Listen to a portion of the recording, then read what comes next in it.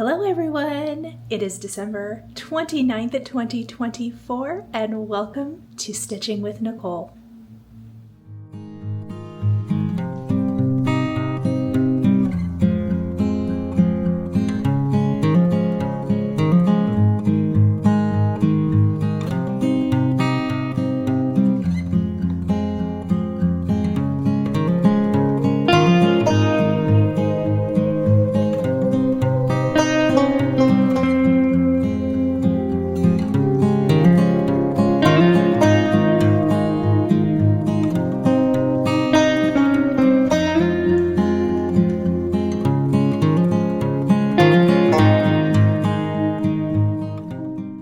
So it is Flosstube Stitching with Nichol episode 98 today. Probably would have made it to 100 if I hadn't done Vlogmas, but I think we can all agree that Vlogmas was pretty fun. So I am excited to hit that 100 mark here after the first of the year with my weekly Stitching with Nichol episodes. And today I have a fun vlog-styled Flosstube for you where I'm going to take you through my secret stitch and the finishing of our secret stitch. So first up, I want to show you what we're making. So I showed you a little pipe cleaner candy cane tutorial, and there was some sped up stitching during Vlogmas where I obviously was working on something secret. Well, this is what we are going to finish today. I actually have finished several of these. These are the final two. And so I want to show those. Yes, it is a super late Christmas present. Is what it is. But this is the Oh Christmas Tree by Brenda Gervais with Thy Needle and Thread. And this is a cute dimensional snowman. Do you see that with the little stitching down there? So I am going to show you how I finished this, take you through all those finishing steps, minus coloring the pipe cleaner since I've already done that. Those are the candy canes, and talk to you about some things that I changed as always and did maybe a little different, etc. And we're going to be finishing these today. So let me show you the stitching first.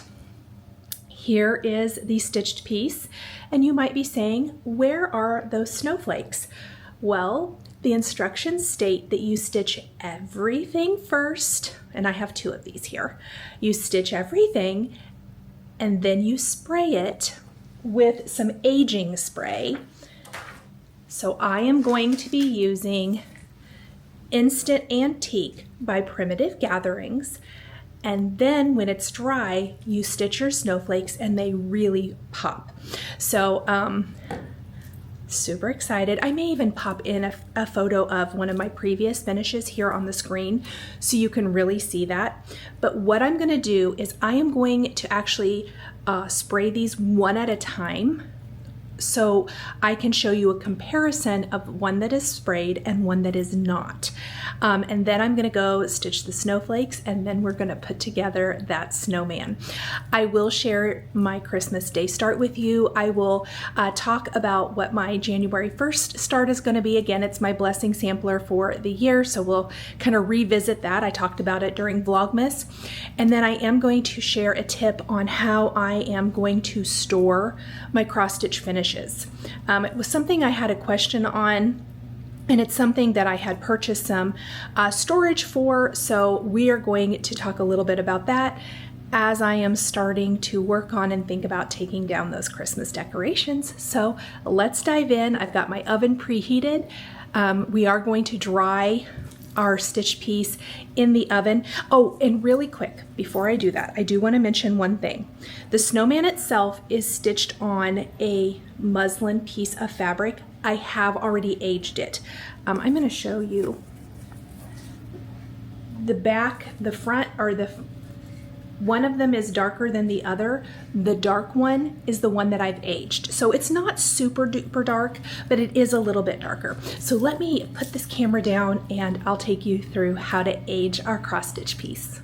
Okay, now that I've put the camera down, I do want to show, this is the piece that I have aged, and I have aged the side of this one, but this is the back side, just so you can see the difference between the one that I have sprayed with that instant aging spray and then what it looks like on the back. So you can tell I didn't saturate it because it didn't go all the way through. We just want to do a nice even application.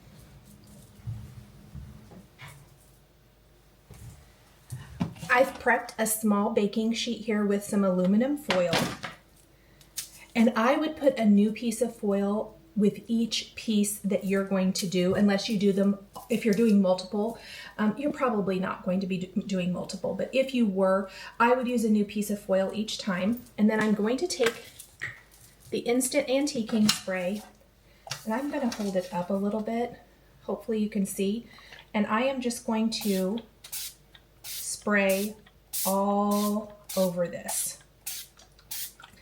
It was a little scary the first time I did it. I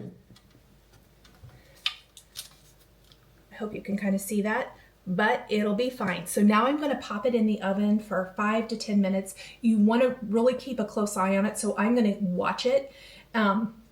And as soon as it's dry, I'm going to take it out, and then I will put a new piece of foil down and do the other one. But before I do that, I'm going to show you the comparison of how the non-aged piece looks against this one.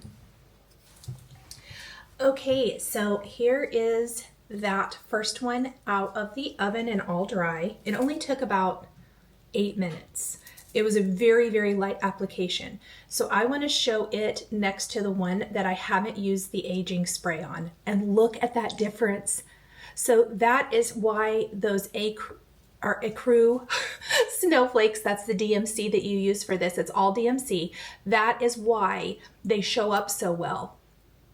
And you don't think so when you see it sprayed on, but it does make such a big difference. It's so cool. So let's go ahead and do this one, and then I'm going to go stitch those snowflakes. Okay, so the first thing I want to do is press the back of each of my pieces really well, and then we're going to adhere some thin, lightweight, I guess I should say, interfacing to the back, and that is going to protect the stitches from anything I stick in the pocket.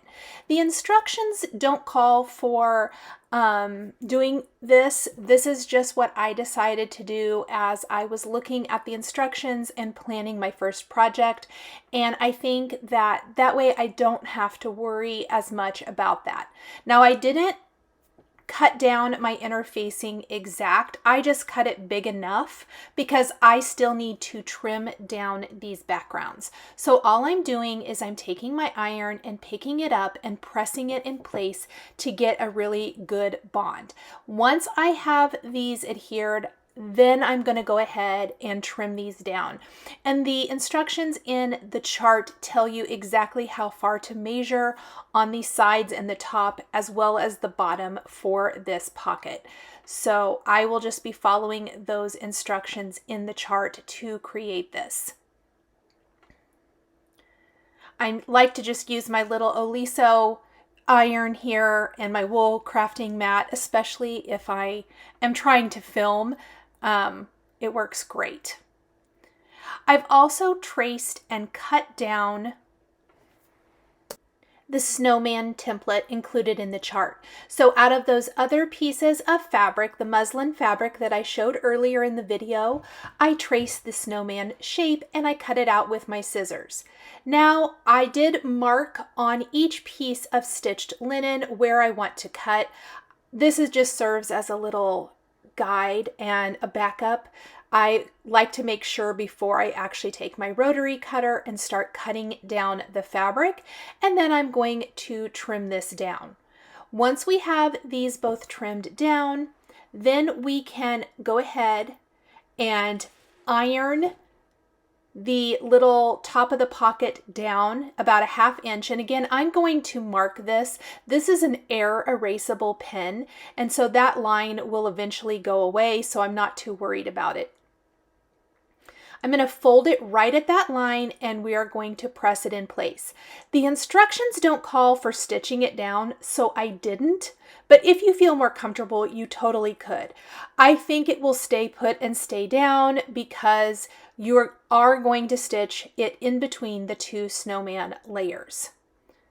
So I'm trying to avoid my stitches, you'll notice, as much as possible. I don't want to iron right on top of them. If I'm going to iron it, I like to flip it over. And it's much cleaner and neater now that I have trimmed these down. Okay, now another change that I made from the instructions is that I want to stitch my face of the snowman now. The instructions actually call for doing it a little differently, but I am going to go ahead and go stitch down the faces.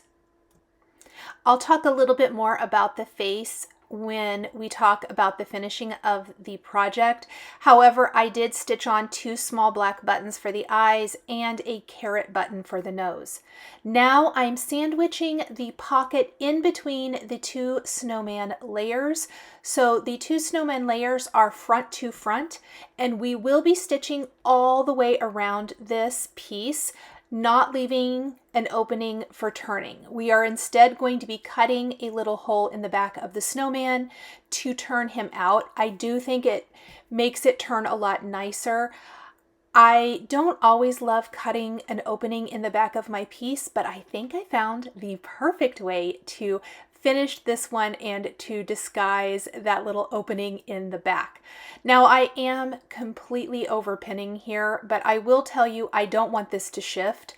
And so I just feel like I don't always do this, but for this it worked really well. I have the pocket that we don't baste. You could baste it ahead if you wanted to, if you don't want to worry about it moving, but it doesn't call for that in the instructions, and again, just eliminates that step. Plus, I have the buttons and the carrot nose that cause a little bit of distortion up in the head, so I just want to make sure that I'm using plenty of pins and keeping it all together. Once I have this completely pinned, I'm going to take it over to my sewing machine, and using a 1/4 inch seam, I'm going to stitch all the way around.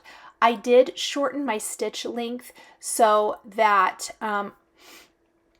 it's nice and tight, I guess. I don't want it to be loose. We're going to turn this out through the smallest opening possible, and so I find that this works really, really well. I love these little house pins. They're my absolute favorite. They're very tiny, and they don't make big holes or anything in the project, and I love them. They're my very, very favorite pins. Okay, so now we are just going to sew around this. You can see that I had to change my bobbin part of the way through, of course.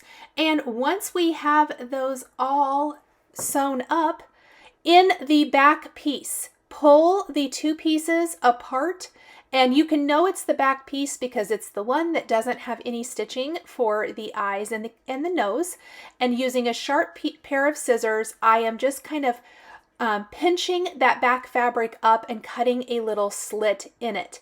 Then I'm going to take some scissors and I am going to trim the corners so that I can get them as pointy as possible. And I am going to trim an 1/8 of an inch seam. So we're cutting away a lot of that 1/4 of an inch seam. This is going to make our snowman turn out a lot nicer. And where it meets at the neck, you'll notice I'm kind of cutting in right up next to the stitch line, but not through the stitch line. Then I am going to take my scissors, and around any curved edge, I am still going to cut just some little notches right up next to the curve line, but again, not through it. We don't want to create any holes.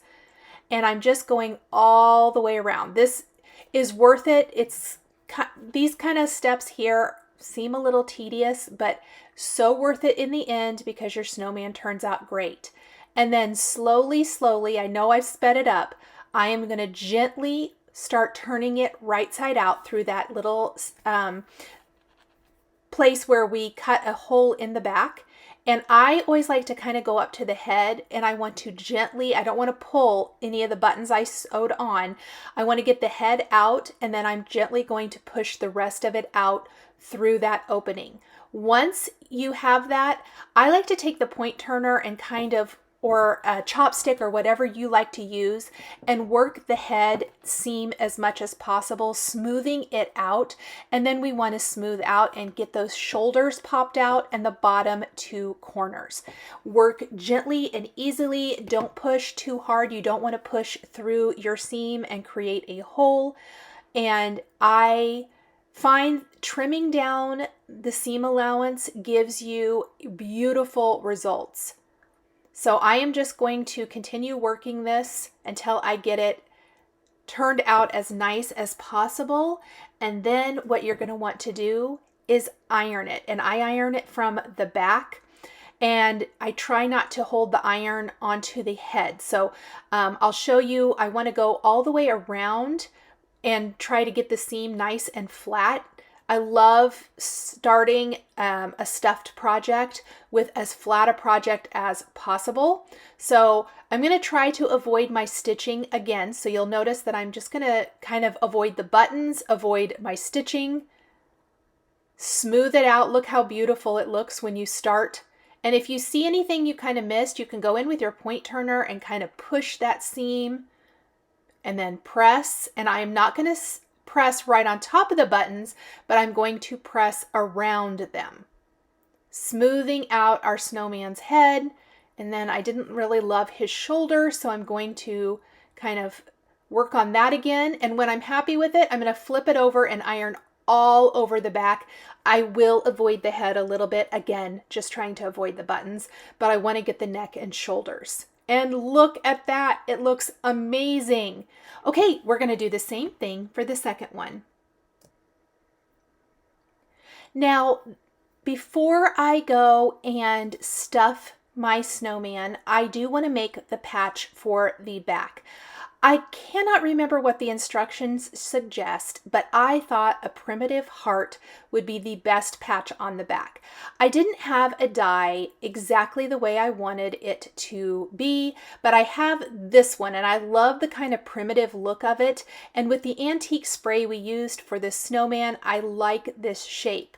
Now I can't die cut this heart, because if I did, this particular die has lines and it would cut the heart into strips. So I used it as a template instead. You could use whatever you want or just create your own. And once I had it cut out, I am going to check it on the back. It does need to be pretty tall to hide that seam, but I do feel it's a little too big. So I actually trim maybe not even quite 1/8 of an inch off around the edge. And I love it. I think that's going to be the perfect little finishing piece on the back. One extra thing that I want to do though is I want to date my piece, and I do have some dies for that. Plichta Design has some wonderful date dies, and one of them is 2024. I believe the set goes all the way to 2025, so I really hope that Lizzie comes out with a set for going forward, because I love dating my project. So I am going to take my felt heart now, and I am going to die cut it with that date. So here are what those look like, and it is just one die, and I am going to run this through my die cutting machine, having that date go along the long side of my heart. And we're just going to lay it in place and run it through. This again is going to be the patch for the back of my snowman. And we're going to do the second one. If you're mass producing, this is a great way to do it. So cute. Okay, so next I just moved out to the kitchen so that I could sit and work at stuffing. I am stuffing each of my snowmen with wool roving. I am watching a show, so if you see me laughing, I thought it was quite funny, apparently. So I'm using a chopstick to stuff those, and then I did just do a little stitch to kind of stitch that and pull those sides shut. It doesn't have to look super neat. I did not pull super tight. I don't want it to pucker up. I just want it to be closed enough. And then the instructions do call for you to press down on the back of your piece to flatten it as much as possible. So I'm you don't want to scorch it, so be careful, but you want to kind of press the stuffing material and flatten these out as much as you can. Oh, they look so good.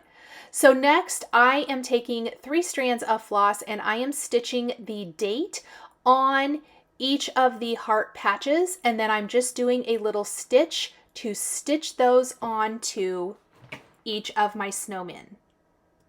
Okay, so here is our progress. Here is our snowman. There might be some wool roving scattered about. So we have our snowman with the cute little pocket here that we're going to tuck some goodies into. On the back, I cut out this heart and then I die cut with the Plichta design date. I stitched that. And then I just did a little stitch all the way around to attach the felt heart to the back of the snowman. And that hides where I opened up the snowman to turn him. So it kind of serves 2 purposes. Now for the heart, I know I showed in the video that I just traced a die. That particular die, I wanted a primitive heart, but it had to be pretty big. And in my stash, that was the only one I could find quickly. So I traced it because that die cuts like lines, so it would cut the felt, and that I didn't want that. I wanted it to be a solid heart. So I used it more as a template. And then it was a little too on the big side, so I did trim it down just a tiny touch so that it is that fun prim look. And then I stitched the date, and then I stitched the heart to the back of my snowman to hide that. I think it's the perfect finishing touch to the back. So here is our cute little snowman, ready for final touches and embellishing. So at this point, what we're gonna do is I did pick up these picks at Michael's, and I picked up several of them, but I think one pick has made 3 snowmen so far, maybe 3 or 4. No, about 3, I think. Probably would make more, but I'm going to cut with some wire. I'm just using some little wire snips. We're just going to cut little pieces. Now the instructions say to put like fresh cedar in here. Well, I'm not going to put fresh cedar in my decoration. So you can kind of choose to do whatever you want with that. But I liked these little leafy sprigs with berries. And it takes much less of this to fill the pocket than you think. So I'm just snipping it like so. And you can really get a lot from one little branch. So like originally this was $7.99, and I'm sure I got it 40 or 50% off because I bought it early in this, not early in the season, later in the season, but before Christmas. So if you go after Christmas, you might be able to get some of these for super, super cheap. So even at that, I probably got it for $6 or something, and I'm able to get a bunch of different finishes from it. So don't be afraid to trim down your little branches. So after you have that, I want to tuck a couple of these in. So at this point, I like to kind of, fluff them out. Some of the berries are probably going to fall off. That's totally okay. And then you want to tuck it into the pocket like so. So we're going to do that for both of these. So I do kind of a bigger piece on one side and then a little smaller sprig over here on the other side, but you can do whatever you want. So let me go ahead and do the other one.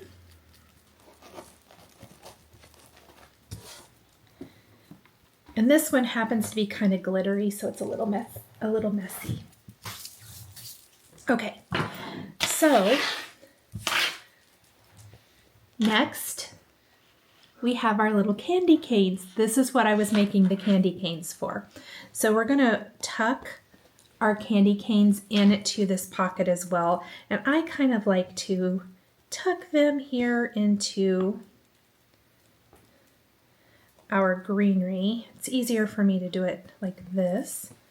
So, like so. And you can see we have a little spot here. We're gonna make one more thing to go in there here in just a minute. But first, we have one more thing to do here. I've got my hot glue gun heating up. Now, I've done this two different ways. I used the Aleene's glue for one of these, and the dry time was forever, and I don't know if I loved it. It's fine, but I also have used hot glue, and we're going to use hot glue, but we want to attach the arms. Let me get my candy canes in here, how I want them to look. And I'm just tucking everything into the pocket. It's all removable. Okay, so here are our snowmen so far. Next, I have my hot glue, and I have this is a very tiny little glue pen, I think is what this one's called. And then I also have a tiny little pair of embroidery scissors. Us cross stitchers all have something nice and sharp like this. And you're gonna want some sharp ones, and then you're gonna want some little sticks. I actually cut these like the little branches off of my trees in the backyard. And then I did dry them in the oven to dry them out, but they've also been drying for like 2 weeks. So I've had them for a while. So we have all of these. They're going to be the little arms. Now, full disclosure, I was not 100% that I wanted to put the little wood arms in the snowman, but I did it for the first one, and I was like, oh yeah, it's super cute. So what I do is I take my little tiny pair of scissors here, and in the shoulder of each of these, I actually like to kind of do it like this. I like to pinch the fabric a little bit, and we're just going to snip a teeny tiny hole. And maybe I should have done this before I filled him. We're going to do the same thing over here. And it's literally the tiniest. I don't even know if you can see it because I have the little tiny branches. And then I want to make sure that they will go in here, and it will. Ta-da! So what we're going to, I like to kind of push it in first, and then I'm going to take my little glue pin, whoops, and I'm going to push it in that hole and squeeze some glue inside of my snowman, and then we're going to push the arm in to secure it.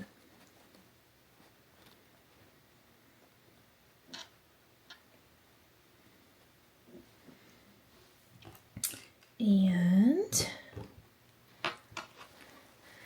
I love the kind of the imperfection of it. Okay. And I like to start with a really tiny hole. We don't want it super big. Okay, that works. And again,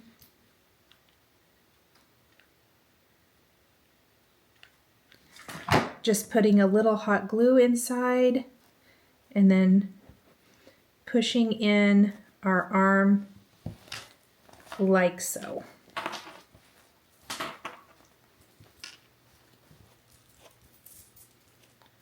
Get rid of all of our little hot glue mess. How adorable is he? Now he totally needs a scarf. So let me go and put the arms in this one, and then we'll make a scarf, and then we are gonna go make a snowflake to stick in the pocket. Okay, so I wanna talk about things I changed for this. The instructions don't necessarily call for adding a felt patch on the back, so I did add that. It did mention putting fresh cedar sprigs in. I've already said I used artificial. I did make the pipe cleaner candy canes. I did do mine, or dyed mine, a little bit differently, as you saw in that Vlogmas episode that I will link right here. And then the instructions call for making a clay nose that you do kind of like you do the arms, where you cut a little hole after you've made the clay nose and painted it, and then you cut a hole and stick it in. Well, I didn't want to do that. I didn't want to do the clay thing. And I had these buttons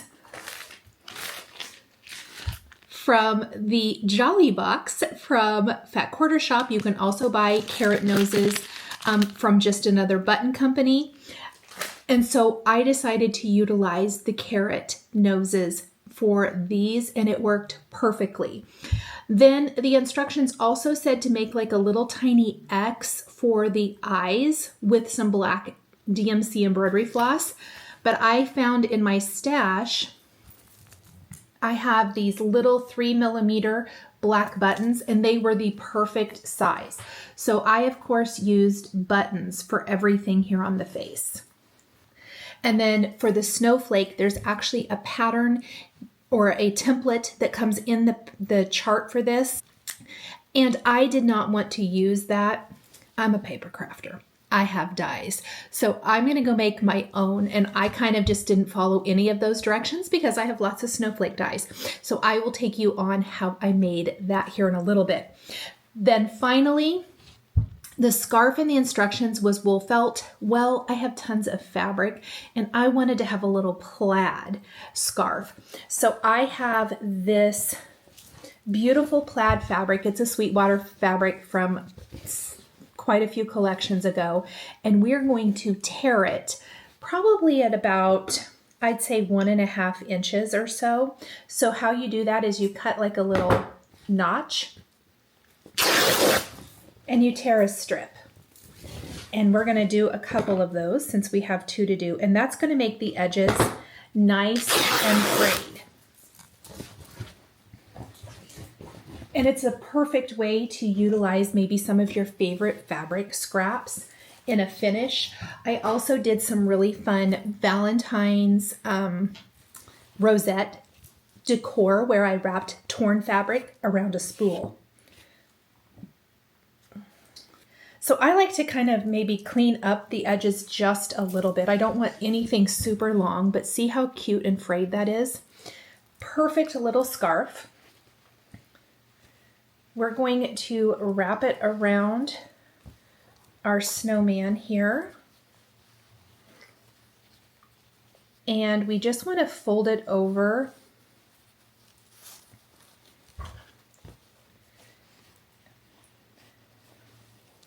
so that the pretty side is the side laying out. So I'm going to kind of pull it. I'm going to have to lay him down to do this.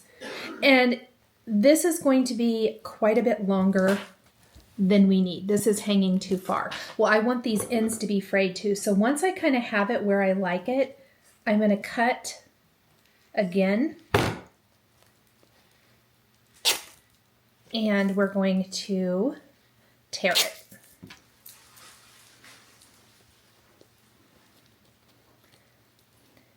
And then I'm just going to kind of lay these down. I'm not really even attaching this so much. It could be switched out if you want it to be, but you could also glue it if you wanted to.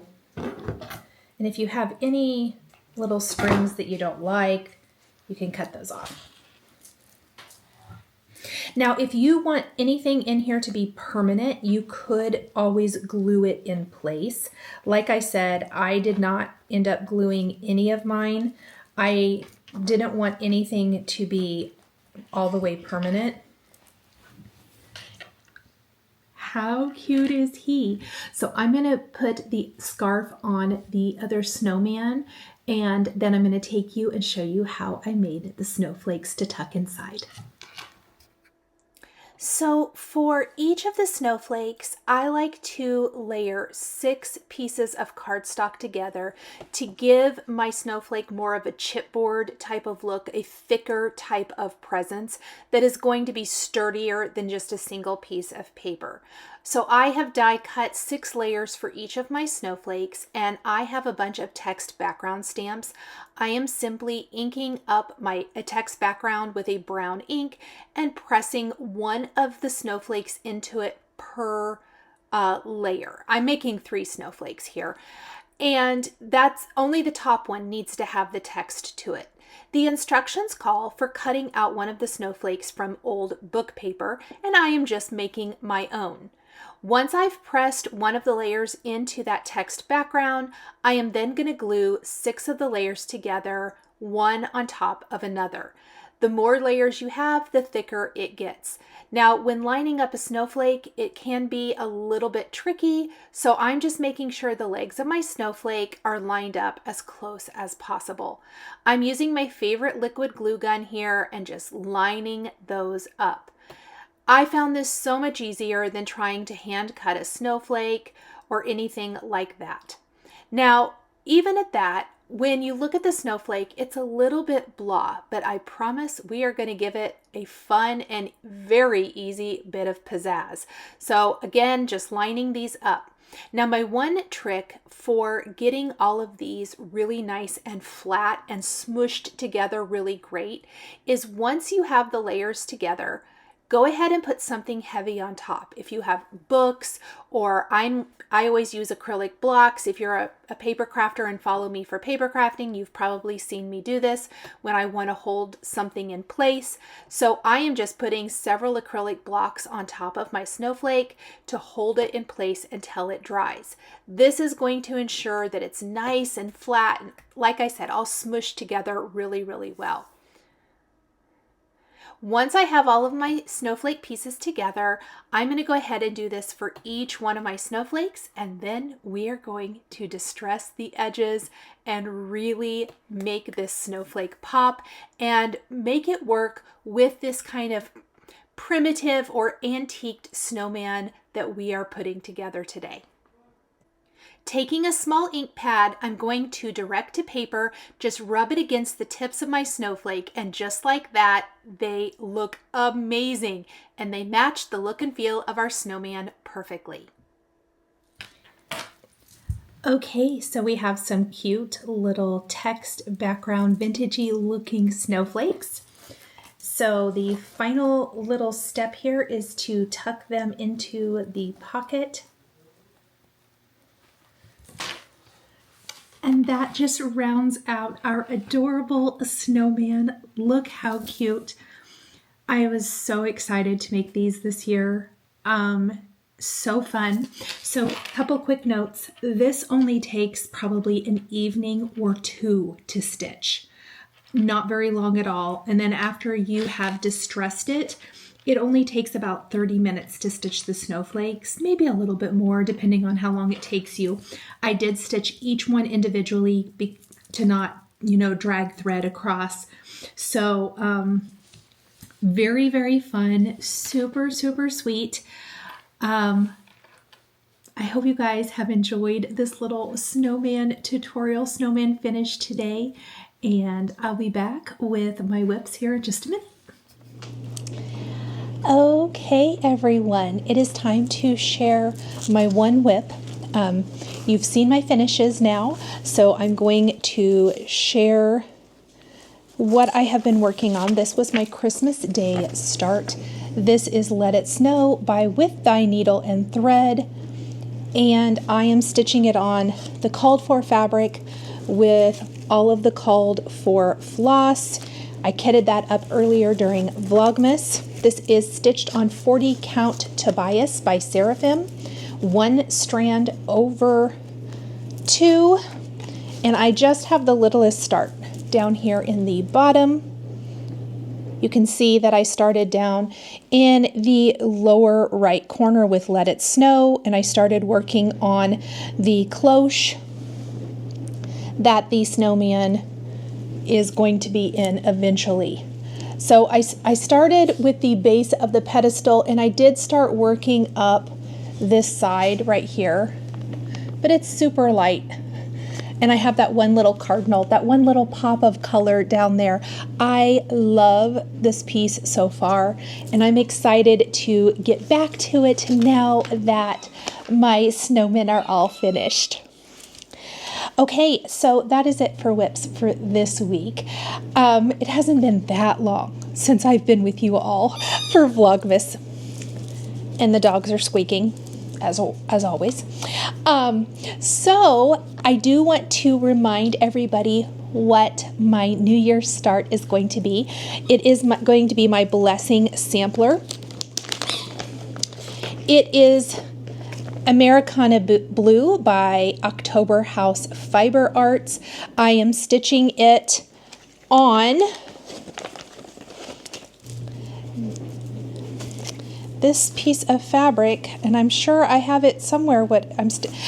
I must be stitching it on Winter Brew, and I'm stitching it on 36, I believe, with the called for floss, which is Weeks Dye Works Blue Jeans. And I am excited to start this. And the goal of a blessing sampler, in case you have missed that, is it is a stitch that you start on January 1st and stitch throughout the month. And the goal is to hopefully get it done by the end of the month, and it will bless your needle for the entire year. Obviously, if you can't get it done, it doesn't matter when you get it done. Hopefully it will bless your needle for the year. I am going to do my very best to get that completely stitched. I'm going to do my very best to get this completely stitched in January. It is a lot of stitching. It is monochromatic, and I'm super excited to get going on that. Okay, so we've done whips. We have done what my blessing sampler is going to be. It is time to announce some giveaway winners from Vlogmas. From Vlogmas Day 18, it was a fabric bundle, and the winner is Sandy Arnold. I think I saved Sandy's comment here. I will put it on the screen. However, Sandy is a Patreon member, and I had her address, so I shipped it. She may even already have it. So congratulations, Sandy. The winner of our Day 19 Vlogmas, and let me remind you what that was. Oh yes, it was a huge lot of Fat Quarter Shop quilting patterns. The winner is Sharin Plichta. Sharin, if this is your comment here on the screen, please email me at the email address shown down below or here at the end of the giveaways with what you won and your physical mailing address, and I will get your prize in the mail for you. Day 20. Day 20 was the lot that included this big heart mesh bag, some June Taylor kits, and this heart quilt pattern.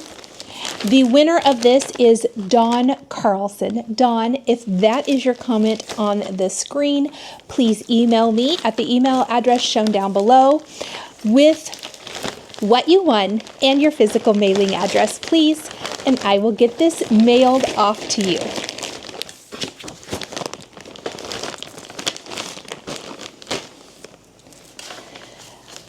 And I think the last one that I can announce right now is Day 21.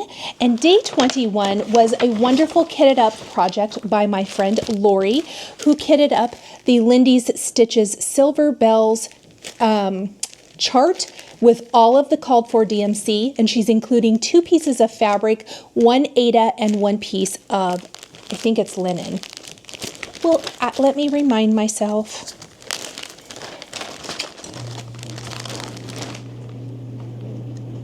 Lugana. I knew I was wrong. So it's a 28 piece of Lugana or a 14 count linen, and the winner is Terry Weigand. Terry, if that is your comment, please email me at this email address shown right here on the screen with what you won and your physical mailing address, please. Congratulations to all the winners, and there are still a few of the Vlogmas giveaways going on, so please be sure to check those out and leave a comment if you're interested, including the Christmas Day giveaway, which is the same stitchy setup that I use, which includes the Daylight Halo Go, a lap desk, a metal stand, and some really super strong magnets. Okay, that is it for giveaway winners for this week. All of the rest of the Vlogmas giveaway winners will be announced in my next regular Flosstube episode, which will be January 5th, 2025. That will also be a whip parade, if you guys remember, so stay tuned for that. Okay, that is it for giveaway winners. Let's do this week's giveaway. So this week's giveaway was donated by one of our wonderful community. A viewer reached out and said that she had received or accidentally ordered 2 of this wonderful Hello Santa book by Teresa Kogut, and she wanted to know if I wanted to give this away to one of you, and I thought it would be a perfect end of the year Flosstube giveaway. So if you are interested in receiving the Teresa Kogut Hello Santa book, please like the video, subscribe to my channel, please be over 18, and please be a U.S. resident only. Leave the word Santa somewhere in your comment, and leave your comment by the date shown here on the screen for a chance to win. Thank you guys so much for watching the video, and good luck. A very often asked question that I've been getting is if I will have any Valentine's dies as part of my felt stitch and create for Spellbinders. And no, I am not going to have any this year. We will have spring and we will have some summer, but we're not doing Valentine's this year. Hopefully, cross our fingers for next year. But in the meantime, I do want to let you know that Plichta Design just dropped their Valentine's release. So if you're interested in that, I'm going to put a link down in the description below. There's some super cute things. I picked up the envelope and the word dies from the newest release to create some fun felt projects with. And along the same vein as felt, I wanted to let you guys know that Binsey Design is having a big sale from now until January 5th, 2025. 35% off. So if you are looking for individual sheets of felt, or if you like the felt blend, or you like the 100% wool felt, they also have some wonderful dies for die cutting. They have the wool felt balls. They have the wool roving. They have lots of different things. Check out Binsey. I'm going to put the code you need to use here on the screen, as well as down in the description below the video here on YouTube. I will put a link there if you're interested in shopping at all, and have some fun. I think I'm going to pick up a couple of things as well during this sale, but I wanted to let you guys know about both of those. The final thing I want to talk about today is some storage solutions. So if you're like me, you're probably starting to think about putting away the holiday stuff, or you've already put it away. I am going to be working on that over the next few days, and so I wanted to share a couple of ideas, or an idea I had for that.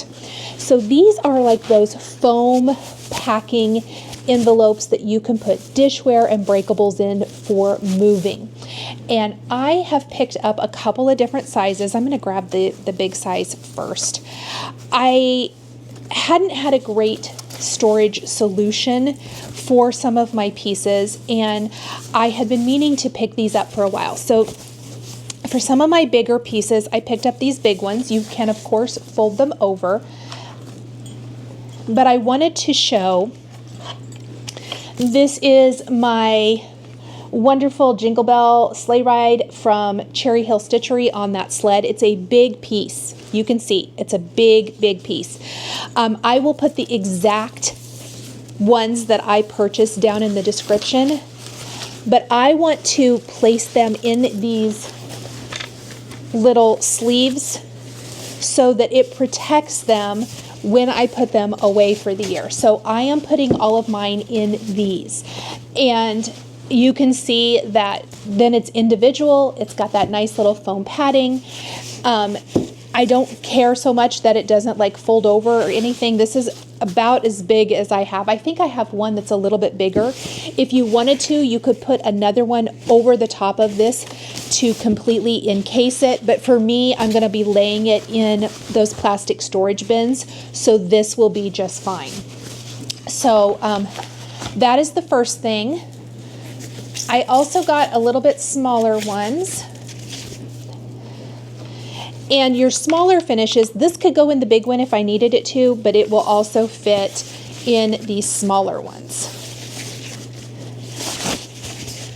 So the smaller sled fit really nicely in here.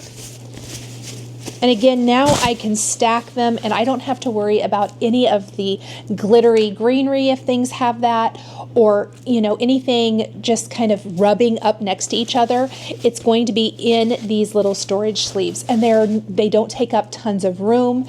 And I just feel like my things are better protected this way. Also, little things like pillows. I do want to mention this because I saw someone asked a question. These are some rusty jingle bells that I put here on the corners, and somebody said, do you feel comfortable putting those on your finishes? I say yes, but I do want to preface it with, you should know what you're putting them on and how much it means to you, I guess. This is just a small pillow. And I haven't had any trouble with it transferring onto my fabric or anything, but if you're concerned about it, I probably wouldn't use rusty jingle bells. Or if it's something like this piece here, it doesn't bother me. That's just kind of me and my personality probably, but it doesn't bother me for this. However, I don't want it rubbing up against other things. So that being said, it's going to also go in here. And it's just a great way. I don't have to worry about things getting snagged or anything like that. So you can see I've just wrapped it up in here, and now it's nice and secure. I will do the same thing with any of my other pillow finishes, hard finishes, all of that. And I will have a whole bin of like cross stitch finishes. The final thing I want to talk about today is what 2025 is going to look like. I have decided to do a year of Christmas. Now, that does not mean I'm only going to stitch Christmas. It doesn't mean that there won't be other seasonal pieces at all. What it means is that I am going to do a monthly focus on Christmas, whether it is a single project or a progress type of thing, or a vlog where I do a vlog and I take you through maybe from start to finish a project kind of similar to the Snowman today, or a quilty project, etc. It may even be, let's finish anything outstanding that I have not finished from previous years. I didn't get to 3 things this year at least.